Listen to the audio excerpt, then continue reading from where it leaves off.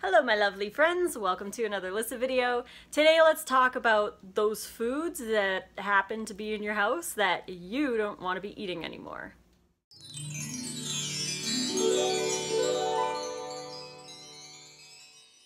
A really big struggle that a lot of people have when they're trying to be vegan or raw vegan is that their family, their roommates, their friends, or whoever they're living with or having a meal with, you know, there's foods in the house that you don't want to be eating anymore, but they're there, so it's kind of more tempting to eat them.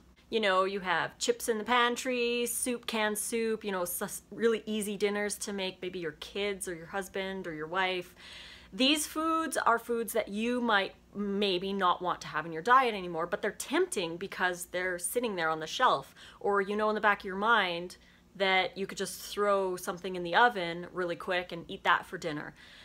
This is a little bit of a challenge because there's always those quotes that say, you know, don't keep it in the house if you don't want to eat it. But it's really hard if you have family members and roommates that actually eat that stuff. My little tip for this video is to start pretending that their food is their food. I know it's really simple, but think about it this way. When you go to work, you take your little bag of lunch and you stick it in the fridge with your name on it, and that's what you have for lunch at work.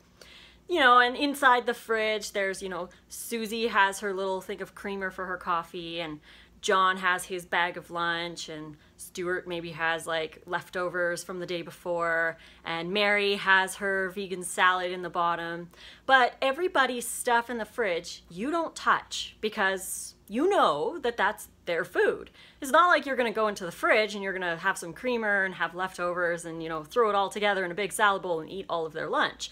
Just because it's in the fridge doesn't mean that it's yours.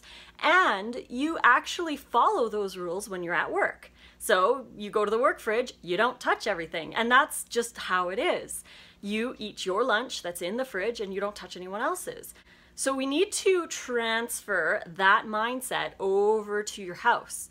So anything that you buy for the kids, for your husband, for your wife, for your roommate, or whatever your roommate has in the pantry is theirs. You have to start looking at these foods that you don't want to be eating anymore, say chips or microwave pizza or whatever.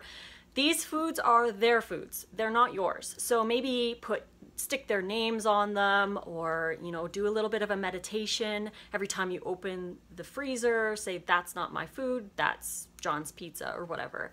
This will really help to train you to act as though you're at work and you just don't touch those people's foods because it's not yours. So you will be looking for your food in the fridge, which would be the fruits, the vegetables, you know, all your vegan and all your raw stuff. And you will be less likely to think of those other foods as possibilities because they're not yours, they're someone else's. You can also think of it another way is, say for Valentine's Day, you bought your significant other a box of chocolates or something. You wouldn't necessarily, I mean, some people would probably do this, but you know, take their chocolates. I mean, it's a gift for them, it's their stuff. So you wouldn't just go and take their stuff. That's how you have to think when you buy groceries for your family. Obviously you want to buy them healthy things, but if you happen to buy them some junky stuff, know that it's a gift that you're buying for them. Like if you're buying chips for your kids for Saturday night, granted that's not the best thing for them, but if you end up doing it, know that those chips are theirs. Don't let them find their way into your mouth. Don't eat half the bag. Don't get an extra bag for you for later on. Get it for them and designate it as theirs in your mind. Maybe, again, physically you could put their names on them or something like that. But this will really help to transfer your mindset over so that you're not focusing on all those foods that are just in the house that you could possibly eat because they're not yours. So I hope you guys liked this video. If you did, please click like and subscribe to my channel to get notifications for more. You can find me on Facebook, Lissa's Raw Food Romance, on Instagram at Raw Food Romance, and over on Snapchat, I'm Lissa Raw Vegan. Until the next video, guys, fruit on.